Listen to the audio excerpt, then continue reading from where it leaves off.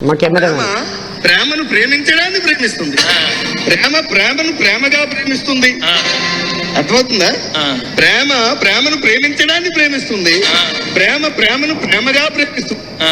ప్రేమను ప్రేమించిన ప్రేమించబడిన ప్రేమను ప్రేమిస్తుంది. ఇక్కడ ఓమిని అనిత గారి ఎక్స్ప్రెషన్ చూడండి, ఎంత బాగుందో. ప్రేమ ప్రేమ ప్రేమ ప్రేమ అని చెప్పగానే ఓమిని అనిత గారి ఎక్స్ప్రెషను. ఎందుకని నవ్వుతారు? కవిత బాగుంది కాబట్టి మేడం నవ్వారు, దానికే ఉంది, తప్పే ఉంది. సో విలేకరులు ఎందుకు కానీ నవ్వేది?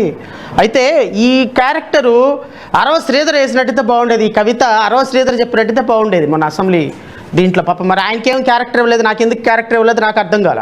ఎందుకంటే ఈ క్యారెక్టర్ని అరవ శ్రీధర్ గారి కన్నా ఇవ్వాల్సింది, లేదంటే బిఆర్ నాయుడు గారి కన్నా ఇవ్వాల్సింది. చాలా అద్భుతంగా చెప్పేవాళ్ళు వీళ్ళిద్దరు ఈ డైలాగ్ని, ఈ కవితని. లేకపోతే నేనేమంటానంటే, గౌరవ శాసనసభ్యులను ఏమంటానంటే, ఈ కవితను మీరు అరవ శ్రీధర్ కానీ బిఆర్ నాయుడుకి కానీ అంకితం చేయమంటున్నాను నేను.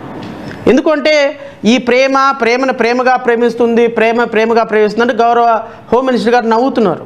ఎందుకంటే శాసనసభలో శాస్త్రాలు చేసేటువంటి శాసనసభ్యులు ఇంత చీప్గా, అంటే ఇంకా చాలా వీడియోలు ఉన్నాయి నేను ప్లే చేయడానికి. నేనేమంటానంటే శాసనసభ్యులకి పర్సనల్ లైఫ్ లేదని నేను అనను.